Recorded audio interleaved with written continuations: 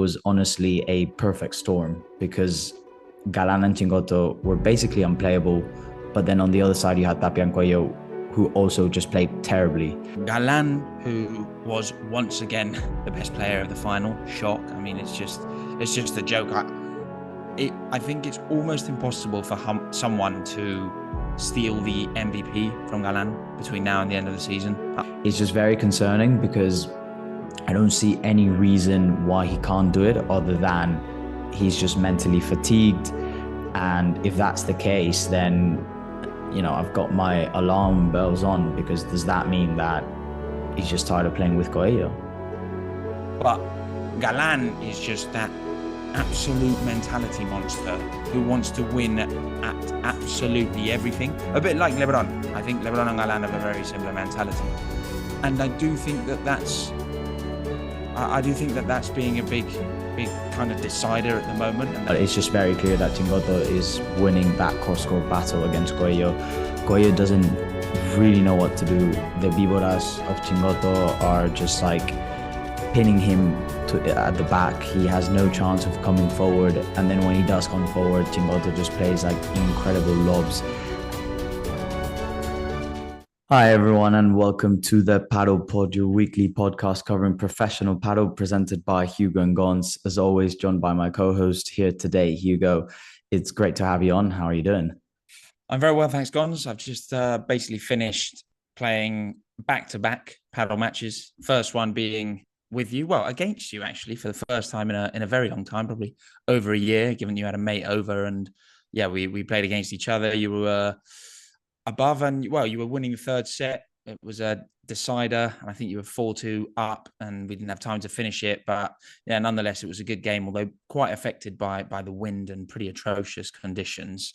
And then actually played a match at my club, the club I'm a member of, playing in a ranking, and absolutely thrashed that one. So can't complain about the back-to-back matches. One win, one not finished.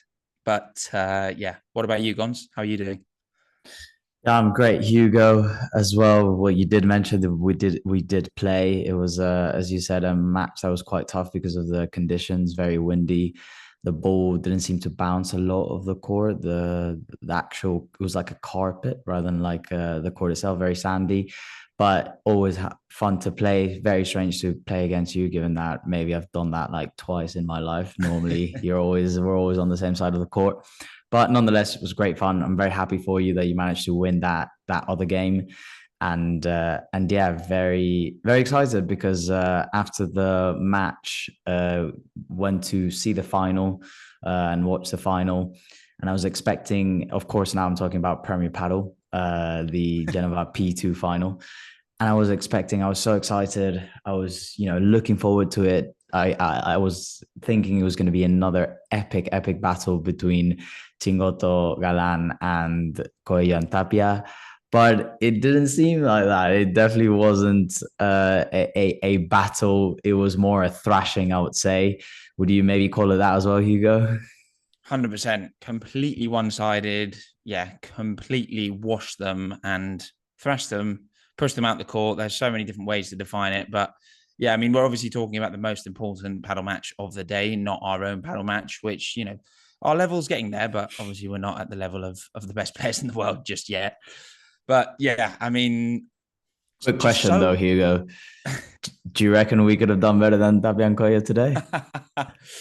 I genuinely don't think so. Looking at watching the match and then also looking at the stats individually from Galan and Chingotto, it just feels like no one would have been able to do anything against them. Yeah, it was honestly incredible. I don't think I've ever seen such a one-sided affair. And actually, it was the final with... Actually, it was the record time from in a final. I think the Premier Padel commentators were saying that. And I mean, the first set lasted 20 minutes. I'm not sure how long the second set lasted. I think the whole match was like 45 minutes. So second set, 25 minutes. I mean, it was ridiculous. Maybe to go a bit more into it and just to give a sense to our viewers, so I'm sure that they watched the final, but some of the stats just so they can hear and they can see like how one-sided it was. But the final score was 6-1, 6-1. Total points won, Chingotto and Galan 52, Tapia and Coello 19. I don't think I've ever really seen that. Tapia and Coello never even had a chance of a break point. Galan and Chingotto had or faced 8 break points and they managed to convert 5 of them, which is absolutely outstanding. As a pair, Galan and Chingotto had 28 winners and 1 unforced error. 1 unforced error. I hope everyone heard that. I mean, it's just ridiculous. And then Tapia and Coello had 11 winners and 14 unforced errors. I'm not sure I've ever seen them have a negative overall balance from a winner and unforced errors perspective. And I don't know what you think, Hugo, but to me, it was honestly a perfect storm because Galan and Chingotto were basically unplayable. But then on the other side, you had Tapia and Coello, who also just played terribly. So I don't think there's like such a big analysis of like, oh, this tactic worked, this tactic, was the key, and they approached the match this way or the other. Maybe there's little things here and there that we can talk about, but the feeling was just Galan and Chingotto didn't miss, were unplayable, and Tapia and Coello were all over the place. Yeah, I mean, I totally agree. Those statistics are just unbelievable. Galan, who was once again the best player of the final, shock. I mean, it's just a joke. I think it's almost impossible for someone to steal the MVP from Galan between now and the end of the season. I really don't see it happening because he's just had one hell of a 6, 7, 8 months throughout 2024, and it's looking like it's going to continue the same way. But yeah, I mean, he had individually, Galán produced 21 winners and no unforced errors. No unforced errors in a match. Taking into account how many risks and risky shots Galán goes for and executes throughout matches, that's just completely bonkers. So I do agree. It was pretty much a perfect storm. I think that's a great way to define it. I think both Galan and Chingotto played the best that I've seen them play. And Goya and Tapia have probably played the worst that I've seen them play in a very, very long time. And when you're playing that way against Chingalan, who are the most informed pair in the world, it's going to be a problem. And I think when you look at players individually, I do think that Galan and Chingotto followed the same tactic that they've been following so far and what's been working for them, which is focusing on Coello, playing more of the balls to Coello. Because when you read the stat about the percentage of balls played, Coello played almost twice as many balls as Tapia, it's a significant percentage when you think about it. Whereas actually, when you look at Galan and Chingotto, Galan he played 47% of the balls and Chingotto played 53. So much, much more even. And Coello, it almost seems like Chingotto just has him in a cage every time he faces him recently. He just doesn't know what to do because Chingotto's lobs are so pin perfect and then he's so good at the net when he's tight. Coello, when I look at Coello play, I think he himself just doesn't know what to do. And sometimes he ends up playing shots that he shouldn't be playing because nothing else is working. Maybe going for a bajada, which is, just too aggressive and he smashes it into the back glass. Maybe going for a smash and, Coello smashing is, to be honest, as bad as I've ever seen it. I mean, 1 out of 9 smashes for him in the final. So I think Coello individually is really, really struggling. And then Tapia, I just think his numbers, 3 winners, 3 unforced errors for him are just some of the worst numbers I've ever seen. And I think he's really struggling to find a way to get involved more consistently throughout the matches against Chingalan, because I guess you could say that Chingalan do a bit of a nevera. They try to freeze him out and play more of the balls to Coello, but that happens every match.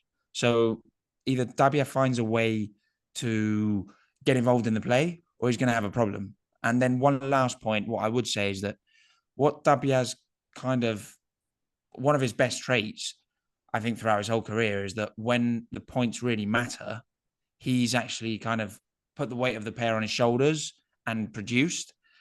And I thought throughout the key points in these matches, in this final, against Galan and Chingotto, he made 2 or 3 very important mistakes with his smash, where Galan actually managed to run up to the net and get the ball out por 3 or por 4.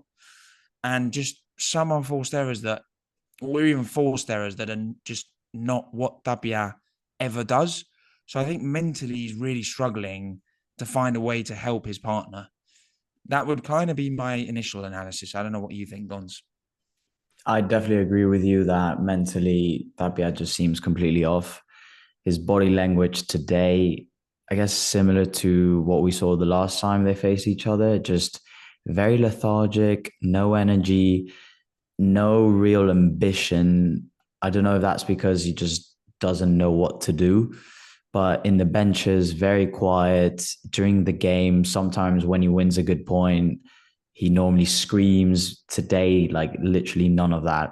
And one of the points that I think just perfectly sums up the whole final was right at the end. I can't remember exactly what game it won. It must have been like 5-1 or 4-1 for It was Galan. 4-1 to Chingalan, and Yeah. Chingalan had a break point with Goyo's serve. Yeah. And basically, Tapia and Coello have the point, absolutely won. And Coello, I think, is down, throws a ball down the line, which Chingotto, Galan's out of place. Chingotto's the one that needs to get. He runs across, he's getting there, but just barely manages to get a lob out of it. And Tapia and Coello are both at the net, and they both let the ball go through because the ball kind of goes in between them.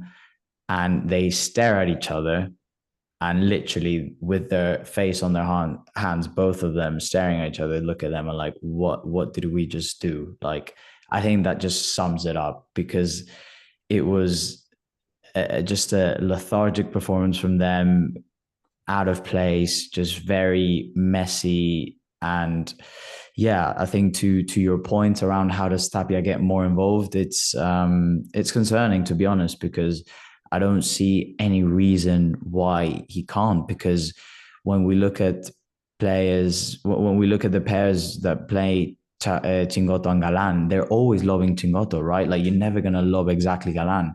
But then Galan manages to go down there, go to Chingotto's side, tuck in and get the smash. So, and we've seen Tapia so many times go under Coello and get the smash off him. He actually loves that smash, I think, more than the actual lob coming to him. So it's just very concerning because I don't see any reason why he can't do it other than he's just mentally fatigued. And if that's the case, then, you know, I've got my alarm bells on, because does that mean that he's just tired of playing with Coello? That's a bit of a bomb you've dropped there, Gons. I mean, yeah, but I mean, it's very concerning. Like the signs that they gave today, and it's something that's been building up. It's just they don't seem to enjoy it anymore. it's a good point. I do agree. I think right now, I think the tour has almost got a little bit boring in terms of the top pairs, because I can't remember the last final that didn't involve Chingalan and COELLO TAPIA. I genuinely can't. So I think that probably for the players as well becomes a bit boring.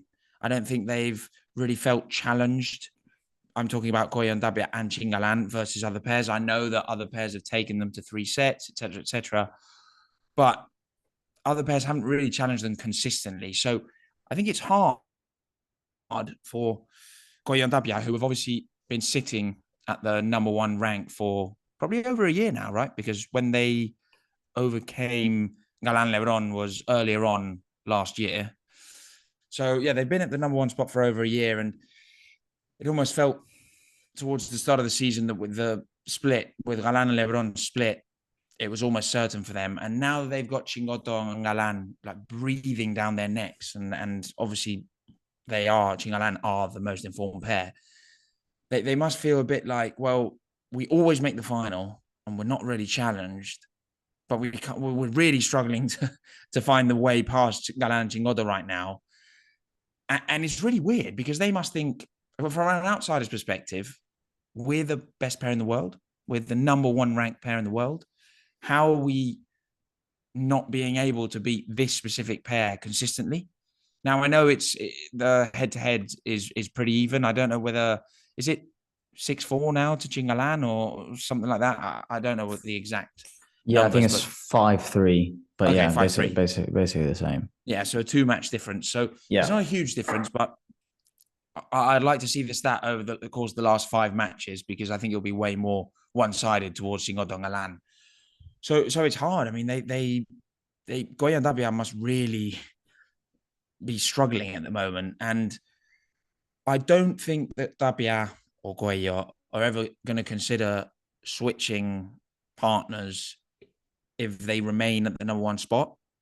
I really don't, because how many pairs have actually decided to split whilst being at the top? Probably only Juan Martín Díaz and Fernando Ballesterin, but that was after 15 years. I think no one who's been at the top of the rankings has decided to split, so I don't really see it. And I do think that Tapia and Goya get on really well off the court. Actually, I just saw that Tapia had posted a few minutes ago about the final, saying that Chingotto and Galán nos pasaron encima como aviones. So basically, they absolutely mullered them like planes. They went all over them.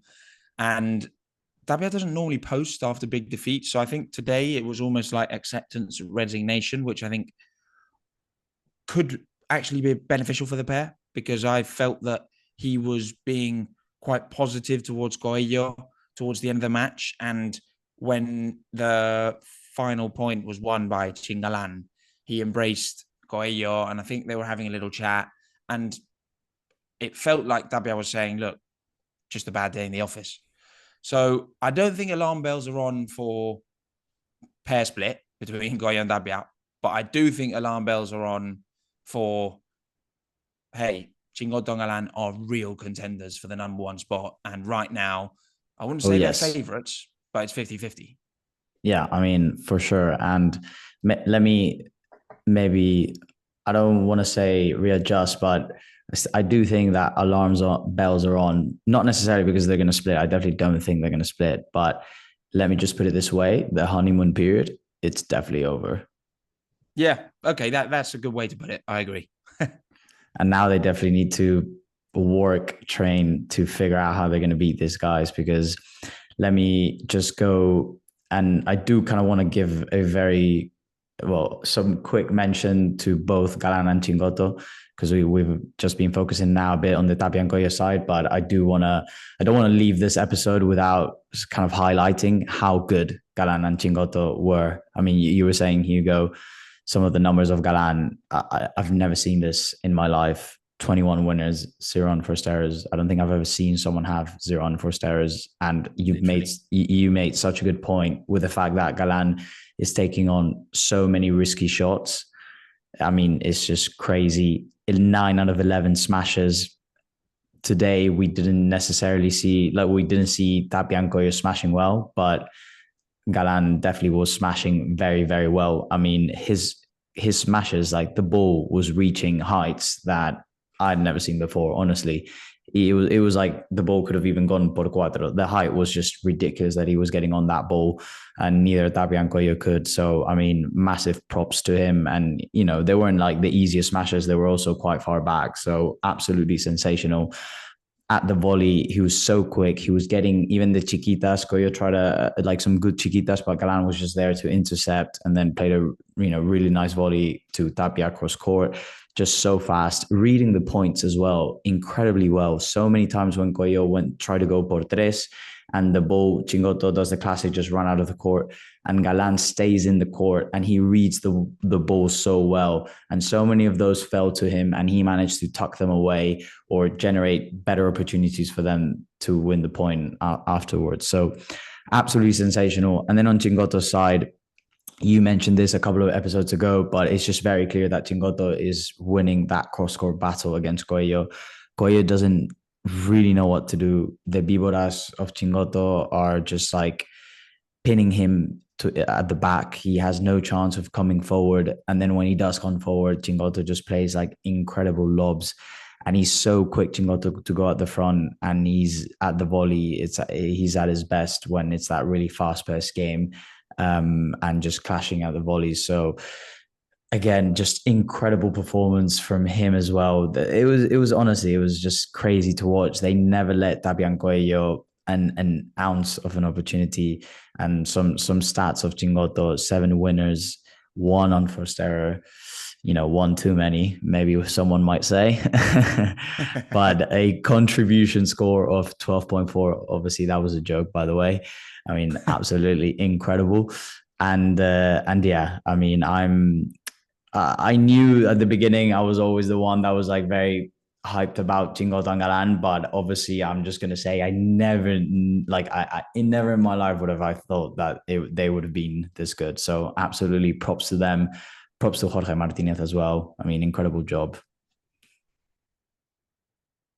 No, I agree, and I think a few of our fans have left comments throughout, well, on our videos and throughout videos saying that we're too one-sided and we like Coello and Tapia too much, and we don't kind of give value to other pairs. But it's just totally not true. I mean, when you actually think about it, a few months ago I said that Galan was the best player of the season, put him ahead of Coello and Tapia, and I think Gons and I have been saying pretty much every episode consistently that Galán right now is the best player in the world.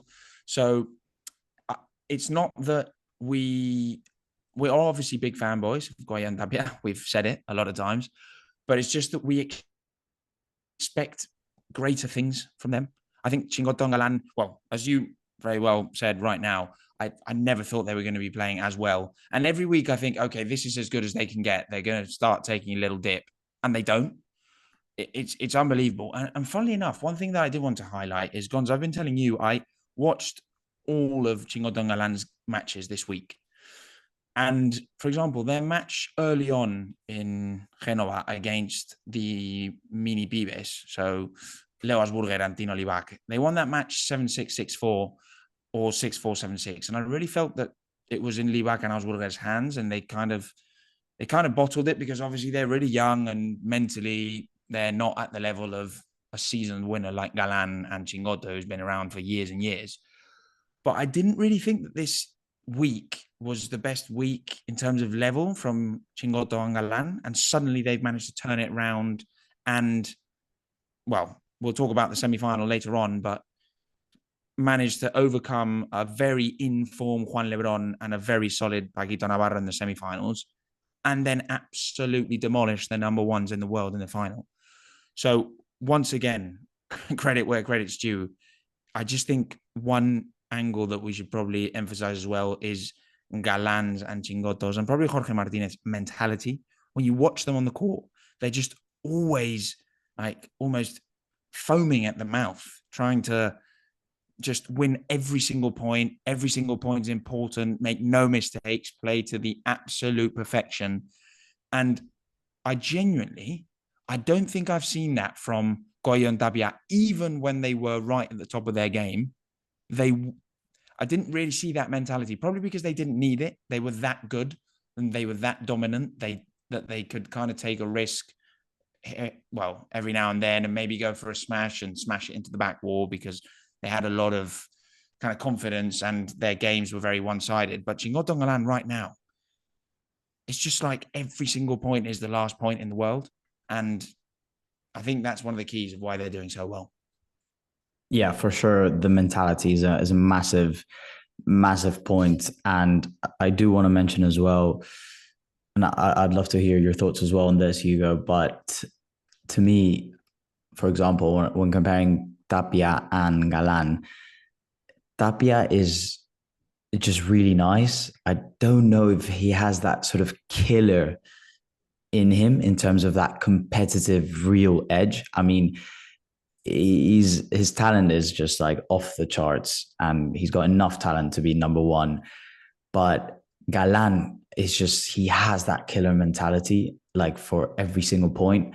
Now, maybe as you say, Tapia maybe hasn't needed it when Coello and like fighting for the number ones and stuff. But Galan is the kind of player that will also kind of bend the rules, or like, in certain points. I mean, we saw that massive dramatic match against Coello and Tapia back in like last year where there was that whole match point drama. And that's kind of what I mean with this. Like, he is so competitive that he'll even go to lengths of just basically at some times cheating to win.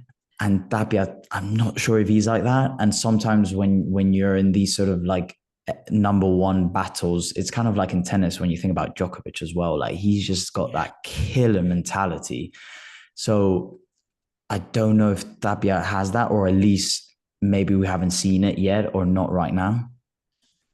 I mean, I do think that I've seen it from Tapia in a lot of matches. Like when you, for example, when you think about the final against Galan Lebrón, when Goyan Tapia became the number one ranked pair in the world, Tapia just put the weight of the pair on his shoulders. And I think you could see that he was so up for it and fiery. And the thing is, there's a lot of matches throughout last season and this season, sorry, particularly since playing with Coello, because I do think it's true that before, when he was playing with Sanyo and other partners, even Pablo Lima before, I didn't really see him or hear him scream on the court. But since he's playing with Coello, I have heard him do that.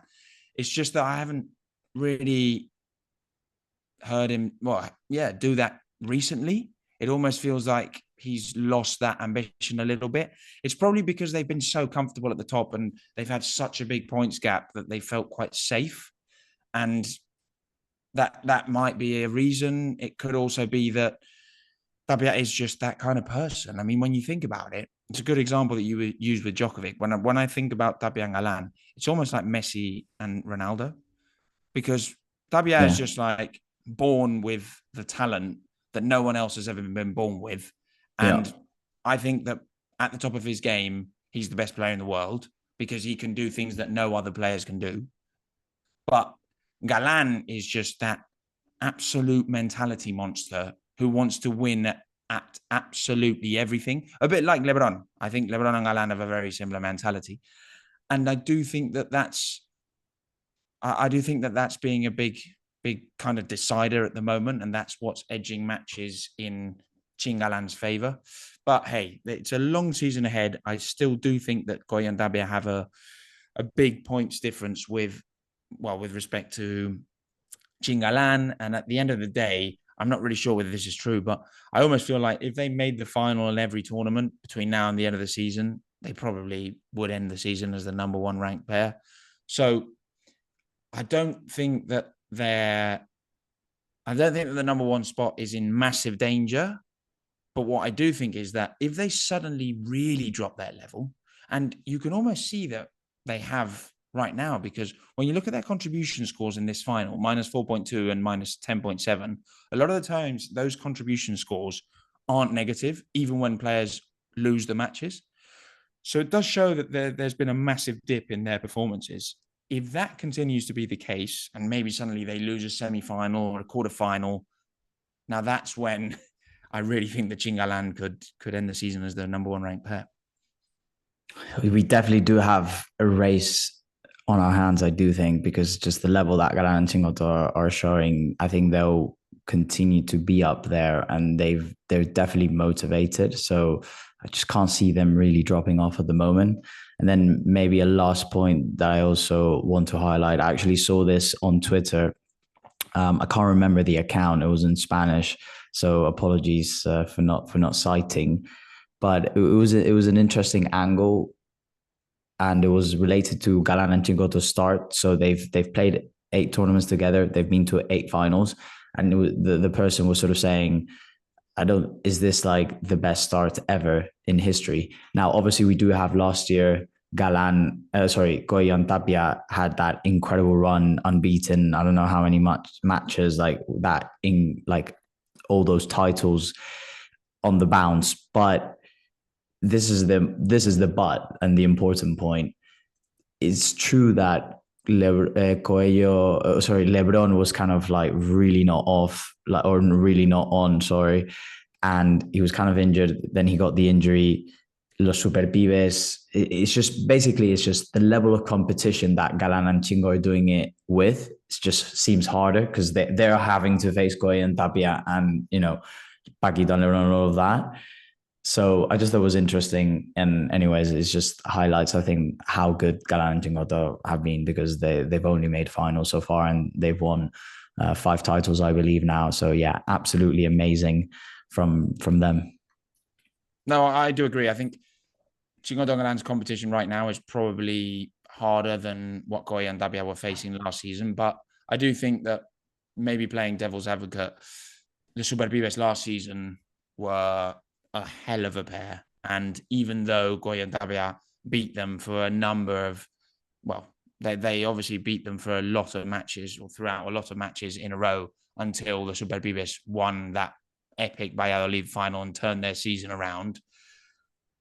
I do think that the Superpibes were playing super, super well. And yeah, maybe it wasn't as high as the competition that Chingalan are facing right now. But when you think about it, I don't think Goya and Tapia, and everyone agrees, they're not at the peak of their game. So yeah, it's hard to say, but nonetheless, I'm 100% sure that Chingalan's start as a pair is one of the best pairs. Well, sorry, one of the best starts that Padel's ever witnessed. So I think we're lucky to be watching them. Yeah, for sure. Now, maybe moving on, we also did want to comment on one of the most epic matches. So of the season, I would say. I mean, I think it's definitely been my favorite match of the year so far. It's funny because the final was so one-sided, but this match, the semi-final between Galan, Chingotto, and Paquito and Lebrón, was so tight. It was incredibly close. It was almost 3 hours, and it was the first time in it was like 1,700 days. I saw the exact count somewhere that Galan and Lebrón actually faced each other. We were dying for this to happen because we've had such terrible draws that they've always been the same draw. But now we finally saw it, and wow, boy, did it deliver. I mean, it was incredibly tight and equal. I mean, incredible level from all of them. Like, I don't think, looking at some of the stats, the contribution scores, I've never seen them like so good, so positive. You sometimes do have all players having a positive contribution score, but the pair that loses normally has like just very low, maybe like +2, or each player like +3. And here we had Paquito with +19.7 contribution score and Lebrón +15.6. I mean, those are almost contribution scores of winners. Like, of you would have won the match with that, like, plenty of times. And but that's because the Chingalan just incredible with +22.7 and Galan with a +41.5. So even better than today, than the final, because he had +30. So absolutely incredible match. I mean, Lebrón was outstanding. It's definitely his best match in my eyes. And yeah, maybe Hugo, I'll let you kick off with more analysis of the game itself and your thoughts. Yeah, no, I actually just wanted to highlight your point on the fact that, well, for example, Chingotto in the final today, his contribution score was +12.4. Now, Lebrón and Paquito had, well, you just mentioned it, right? But +19.7 and +15.6. So significantly higher than Chingotto today when they beat Goya and Tapia, or him and Galan beat Goya and Tapia 6-1, 6-1. So I think that literally emphasizes how well all four players played in that semi-final. I agree. It was one of the best matches of the season so far, if not the best match. I mean, the score 6-4, 4-6, 7-5, 6-4 to Galan Chingotto against Paquito and Lebrón. It was, wow, just where to start. I think the start of the match, we saw Lebrón, as you just mentioned, back to his best. And he was really dominating. He was doing everything that we've kind of been accustomed to, well, seeing him do when he was at the top of the rankings with Galán and when he was at the top of his game. His smash was sensational, I'd say. I know that towards the end of the match, he made a few mistakes with his smash. So, for example, I think his overall smash kind of score was 11 out of 24, which on paper, it's probably not great, but I think he was dominant with his smash. And given that he was going for that many smashes, that forced Galan and Chingotto to kind of change their playing style and be on edge and have to be on the front foot and not be able to defend at the back of the court that deep, which is obviously somewhere that, well, Galan and Chingotto are so comfortable defending. So, yeah, Lebrón back to his best, I think. And obviously that's a very good, well, sign when you think about it, given that he's going to go, well, in his new partnership with Martín Dineno, which will start after next week's Malaga P1, if I'm not mistaken. I think it's a P1. So Yeah. after that tournament, Lebrón kicks off his new partnership with Dineno. Dineno must be very excited about, well, Lebrón right now, and having watched that match, I'm sure he's pretty happy about the level that he's seen regarding Juan Lebrón. And then Paquito, I didn't expect, from watching the game, I didn't think that Paquito was playing that well. But then you look at the contribution score, and it's even better than Lebron's, and his numbers are even better. And I do think that Paquito is a player that consistently, when you look at his statistics, does better than you think he does when you watch him play. I've found that throughout the whole season. So yeah, once again, great game from him as well. Maybe one just last point. Obviously, I'll let you kick on with maybe a bit more on Galan Chingotto in that game against Paquito and Lebrón, but I thought Lebrón was dominating, but Galan in that kind of battle, not cross-court battle, but actually kind of parallel battle throughout the first half of the match. I think that he was finding him a lot with the chiquita, and then when Galan was getting tight to the net, he was managing to find his feet and generating mistakes on Galan's side. So very smart start from Lebrón. I just think that, well, Chingalan, their mentality this season has just been that of two warriors who just don't give up and manage to find a way to win. And I guess it's not hard when you have a player like Galan who generated 45 winners and 10 unforced errors. I mean, if you don't win with that, then you're never going to win. Exactly. Yeah, it's a very fair point. And I do think on Lebron's side, I was quite not surprised, but it's the first time that I've really seen a player dominate as well Chingotto on the cross court. I felt like something that he did really well, which maybe Coello can do, is he took Chingotto's vibra on really early. Like he didn't let it go off the glass. And Lebrón is so good with that sort of quick bounce ball, and his ground strokes are just ridiculous. So he was able to take a lot of time from Chingotto, and Chingotto's vibra was, to me, it was just ineffective. Lebrón was basically doing whatever he wanted with it. And Coello normally always lets it go back to the glass, which then obviously gives more time to Chingotto to get to the net and then play from there. So in that sense, I felt like Lebrón did really well against Chingotto, and then Chingotto definitely started to get better, I think, as the match went on. But that was like, I thought that was like a very good adjustment and very well played from Lebrón. And I mean, on Galan's side, it was quite funny because seeing the match, he almost felt like, especially in the first two sets, it gave me that like frustrated, kind of rattled vibe. And I'm sure that it's not easy playing against Lebrón, and I'm sure that it wasn't easy for Lebrón as well to play against Galan. And I'm sure that there was like a lot of tension and a lot of nerves. But it's in a lot of the changeovers, he was kind of getting frustrated. And there was a moment as well where I like kind of after a point, and it's not even a changeover, but he kind of goes outside and he's like kind of screaming. And he had like a lot of these kind of weird things of like when right at the beginning of the game where he kind of hit his finger. I don't know. And then in like, it just kind of felt like it was a bit weird. Like the vibes where I'm not sure if he's like kind of really concentrated or he's just nervous or what's going on. But I mean, that definitely didn't affect his performance because he was absolutely outstanding. You gave the stats: 45 winners, 10 unforced errors.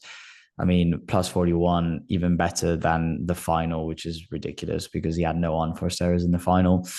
And yeah, maybe on one of the things as well that was from a like a watching perspective, it was kind of frustrating. Like I mean, they generated so many break points, but they only managed to convert 3 out of 17 break points. So I mean, they had chances, plenty of chances across that game. But in all fairness as well, Paquito and Lebrón did play the important points incredibly well. So fair play to them. But I mean, Galan again, I think to me what really stood out in that match was the smash. I thought was just absolutely spot on once again. I mean, 22 out of 37, that's just an incredible percentage. more than like 50%. So incredible from Galan and Chingotto. Like I said, it kind of grew into the match. I thought that he was quite good towards the end. He was very aggressive with his volley. At the beginning, like I said, kind of struggled a bit. Committed quite a kind of few unforced errors that just you're not really accustomed to seeing from him at the back of the court, just kind of like easy ground strokes. But yeah, I mean, one of the best matches, if not the best match this season. And maybe want to kick it back to you, Hugo. I'm going to ask you a question. But now that we've seen this kind of Lebrón, Paquito level, was it right for them to split? It's a great question. And I was literally thinking about that the whole time, throughout the whole tournament, to be honest, because their quarterfinal, was it their quarterfinal match against Maxi Sanchez and Lucho Cabra, who have done really well as a pair. Well, a lot of times, because obviously they've paired up about 17 times throughout their careers. But Lebrón and Paquito beat Maxi and Lucho 6-1, 6-love. And they were so good. And just Paquito and Lebrón both were really, I mean, they were performing as well as I've seen them play since they've teamed up. So I was, throughout the whole match against Chingalan and throughout the week, I was thinking, why the hell have they split? But then when you think about it, the outcome of the tournament was same final that we've experienced throughout the last couple of months, Chingalan against COELLO TAPIA. So I kind of understand both Lebron's kind of decision-making and thinking, hey, this is not working and I've got to do something about it before the points difference is too big. I understand. I mean, ultimately it was Lebron's decision. So I don't really think that you should even think about why Paquito split. I mean, he said it so many times that he was going to play with Lebrón until Lebrón decided, until Lebrón just thought that it wasn't right, and it's happened. So, yeah, I mean, you know that I'm a massive fan, and I always thought that Paquito and Lebrón were going to do really well together. But I just think that their personalities weren't matching, and that's probably more important than, just the results that they were reaping, because I know that they haven't been as good as they expected, but they haven't been bad results. I mean, they've made the semifinals consistently in most tournaments, and that's pretty much what we're expecting them to achieve. But I just think that when the feelings are so off and when the changeovers are so heated and when there's something wrong, it makes sense to quit. And we saw it with Lebrón and Galán.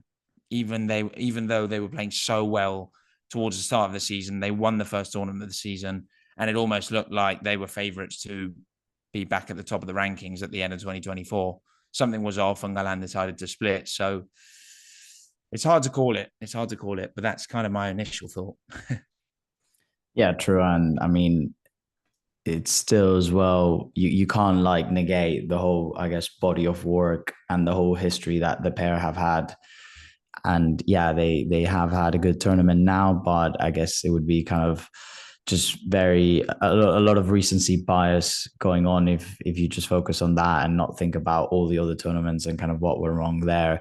And ultimately, they didn't reach the final once again, and they played. It must be frustrating as well in a way, right? Because you kind of play your best level all season, and individually as well, potentially their best matches as well. And I remember you, Hugo, mentioning this when we initially were talking about the pair, and because they hadn't really started well. And it's like, we never had that point where both of them play well. Well, now we did, and they still haven't won. So it must be as well quite frustrating in that sense that they're playing they both played at such a high level, and they just didn't manage to pull it through. But yeah, we'll see how it goes. On Lebron's side, it's kind of like a bit of a shame that he's just shown what he can do on the right and how good he can be, and it's like now he's switching to the left. But I mean, we'll see how that goes. I'm sure it's a decision that maybe he's thought about quite a lot now, and he feels like he can definitely improve or be a better, more competitive player on the left side. Yeah, I agree. It almost feels like he's gone a bit bonkers given how well he's playing and how dominant he's been on the forehand side for so many years. But at the same time, he started his career on the backhand, and he reached a very high position in the rankings on the backhand until he teamed up with Paquito, which was when they managed to, reach the top of the rankings back in 2019, if I'm not mistaken. But even back then, him and Paquito switched a lot, and Lebrón played a lot on the backhand. And even at the start of his partnership with Alejandro Galan, that first year when Galan and Lebrón teamed up, they actually changed it up a lot. And we could see Galan playing on the forehand because Lebrón was so good on the backhand. So I guess if there's someone who can do that change, it is Juan Lebrón.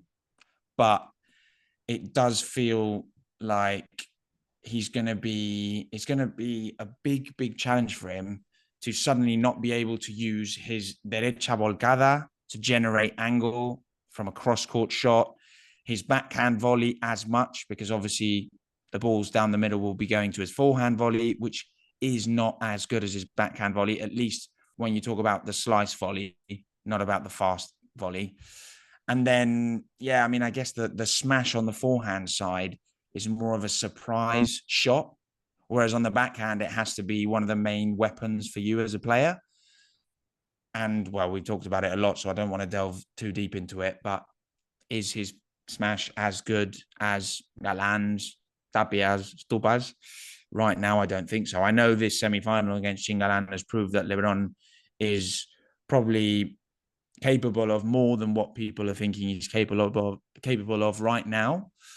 But it is a bit risky. But I think ultimately it all goes down to the fact that it's obvious that Lebrón as a player needs a very kind of strong, serene personality alongside him so that his partner calms him down and gets the best out of him, because I think Galan was that kind of figure for Lebrón. And that could be Dineno when you think about it. He's very composed. Even though he's very emotional, he's always very positive. And from the outside, I do think, as we mentioned last week, that partnership with Dineno makes sense. Yeah, 100%. And then maybe one last point about the final. No, sorry, not the final, the semi-final. What did you think at the end of the Lebrón and Galan handshake? So cold.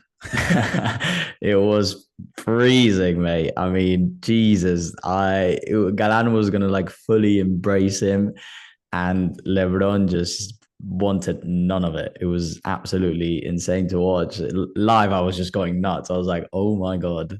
It's so bad because, I know how pissed off I get when I lose a match. So I understand players who just give a quick handshake and leave because they're pissed off. I understand it. But given how many times they play these matches when you're players that are right at the top, and how many times you win and you lose, and how used to it you are, I would have expected Lebrón to give him a hug at least, even if it was a cold one, and say congratulations. Because actually throughout the match, and when Paquito and Lebrón were doing well in the first set, Lebrón was quite positive. Every now and then throughout the points, they were almost like not having a chat, but dropping comments here and there amongst Chingotto and Lebrón, amongst Galan and Lebrón, where maybe the ball was called out, but one of them went for a video review, etc. So there was quite a positive vibe. But then as soon as they lost the match, Lebrón just completely lost it in his own mind and just decided, hey, I'm leaving and this is not what I want. So I think that's where he has to improve a little bit. And he left straight away. There was a moment where the camera was focusing on the bench and Rodrigo Vida and Paquito were there. Galan and Chingotto were, I think, giving the interview and didn't see Lebrón at all. Which is so bad because when you think about it, it's his penultimate match with his team, because after Malaga, he will be playing with Dineno. So it could have been the last semi-final that he ever plays with Paquito and Rodrigo Vida. And they're obviously two really nice guys who've been so positive and trying to help Juan Lebrón and kind of calm him down, etc. So it's not great. It's not great from Lebrón. I mean, we've seen him doing worse things, but I would have expected something a little bit more friendly. Yeah, maybe we'll see it in the next matchup. And I think Hugo, this probably brings us to the end of the episode It's been an absolute blast, and yeah, we would love to hear everyone's thoughts. So please leave your comments on what you guys thought about the final. What do you think that COELLO and Tapia need to do to beat Chingotto and Galan? And yeah, please do tune in as well. This week we've got another epic tournament ahead. Now this time P1, and it's also going to be in Spain and Malaga. So I'm sure that it's just going to be amazing and going to be great. The last tournament as well, you just mentioned Hugo, Paquito, and Lebrón. The last tournament of Los Super Pibes, I mean, just kind of shocked that I'm saying that. Very sad. So hopefully we'll see some good last dancers, you know? Yeah, the last dance for Yanguas Garrido as well, I assume. So Right. a lot Yeah. of last dances for the top A or lot of some of the top seeded goodbyes. pairs. Yeah, yeah. I mean, I'm very excited to watch it. And Malaga's always a great venue. The fans are so kind of bubbly and so welcoming, and they cheer players on so much. So I think it's going to be a great tournament. And yeah, just can't wait to watch it. Hopefully, well, you never know. I think these last dances always bring the best out of players, or they have done in recent times. The thing is, given that there's so many last dances, Yeah. some of them aren't going to go well. But Yeah, yeah, that is true. And Paquito but loves it. He does love a last dance. he absolutely loves it. But yeah, just going back to the point of our fans interacting, if you guys ever want to hear, well, just a video regarding or an episode on our behalf, focusing on something different, maybe it's not the final of a major tournament, maybe it's some other matches, some a specific match of two pairs who maybe we haven't spoken about as much, or just a different topic, please let us know, and it's definitely something that we'll consider. But other than that, have a great week and catch you soon. Yeah, very well said, Hugo. I 100% agree with that. So yeah, please do let us know, and we'll catch you next time.